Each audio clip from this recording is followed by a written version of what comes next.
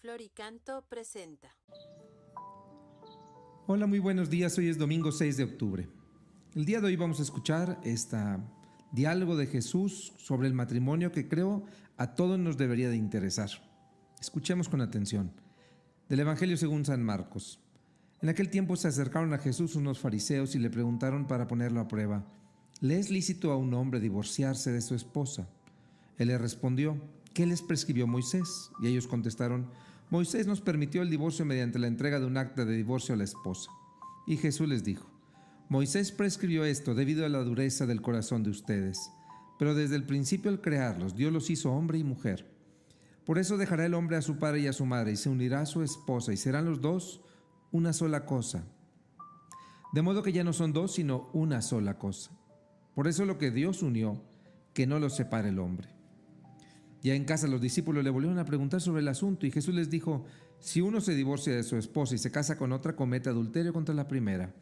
Y si ella se divorcia de su marido y se casa con otro, comete adulterio. Después de esto la gente le llevó a Jesús unos niños para que los tocara, pero los discípulos trataban de impedirlo. Al ver aquello, Jesús se disgustó y les dijo: dejen que los niños se acerquen a mí y no se los impidan, porque el reino de Dios es de los que son como ellos.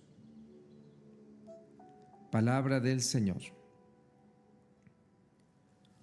Hoy escuchamos a Jesús hacer esta afirmación que para muchos a veces es un poco controversial, sobre todo cuando nos topamos con la realidad en la que vemos matrimonios que definitivamente vivirían mejor separados o viven mejor separados. Y uno se pregunta, bueno, ¿y entonces por qué Jesús dice esto? Lo que Dios ha unido, que no lo separe el hombre. Bien, creo yo que la primera pregunta que todo matrimonio que pide la bendición de Dios, todo matrimonio cristiano, se pudiera hacer o debería de hacerse es: ¿en verdad reconocemos que estamos unidos no solo por nuestro amor, sino por Dios? Porque dice la palabra de Jesús, lo que Dios ha unido. ¿En verdad nos ha unido Dios o nos ha unido solamente nuestro amor? Porque Dios no pide nada que no nos haya dado Él primero.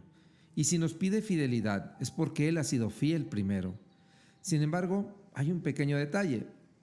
Dios ha sido fiel, pero Él es Dios y nosotros no. ¿Puede Dios pedirnos esta fidelidad perfecta a todas las parejas que no son perfectas? Dios sabe, y lo sabe bien, que no somos perfectos, pero desea la plenitud de nuestro amor.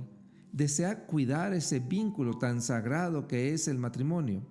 Por poner un ejemplo, en época de Jesús, el hombre podía dar la carta de rechazo a la mujer, pero la mujer no lo podía hacer. Cuando Jesús dice todo esto, tal vez estaba cuidando o protegiendo a la mujer, diciendo: no puede ser que a ella sí la puedan repudiar, pero ella no puede repudiar. Sin embargo, al final, lo que Jesús nos quiere decir es: ni uno ni otro. Porque si Dios los unió, Dios les dará la gracia. Pero cuando decimos que Dios quiere la plenitud en el amor, tenemos que tener cuidado, porque no es lo mismo ser perfectos que alcanzar la plenitud. La perfección implica nunca equivocarse. Por otro lado, la plenitud significa alcanzar el amor desde nuestros aciertos y nuestros desaciertos, porque Dios le da sentido a ambas experiencias. No es la perfección de una pareja lo que necesita Dios, es la disposición de corazón de ambos en un matrimonio lo que Dios nos está pidiendo. Por eso lo que Dios nos pide es que aprendamos a dejarnos hacer por Él. Es Él quien nos mantendrá unidos. Es Él quien nos permitirá perdonarnos cuando nos ofendemos y amarnos con generosidad cuando así lo pida la situación. La fidelidad no es cuestión solo de esfuerzo humano. Antes que nuestro esfuerzo está su gracia. Por eso, dice Jesús, lo que Dios unió, Él le dará su gracia. Pero esta vivencia de la gracia de Dios exige, sin duda, tener fe, creer en Dios, creerle a Dios, dejar entrar a Dios a nuestro corazón. Y en el caso de los casados, vivir la fe en pareja, que es algo mucho más complejo. Sin embargo, el que no lo alcancemos a vivir o que muchas veces no logremos vivirlo no significa que no deba de ser nuestro ideal. Dios nos une porque nos quiere que seamos testigos del amor que Él nos tiene. Una pareja que se ama en las buenas y en las malas, en la salud y en la enfermedad, y se mantiene fiel, es una pareja que está siendo ejemplo, testimonio de lo que Dios vive por todos nosotros, por la humanidad entera. Pero para tan gran tarea, ¿cómo nos preparamos para vivir toda la vida con y por nuestra pareja? ¿Confiando solo en nuestras fuerzas o pidiendo a Dios su gracia también? ¿Lo queremos hacer todo porque nos conviene, porque nos agrada o porque Dios nos invita a vivirlo así? ¿Dónde está Dios en un noviazgo que se prepara hacia el matrimonio? Cuando decidimos comenzar un matrimonio, ¿estamos conscientes que estamos haciendo la voluntad de Dios?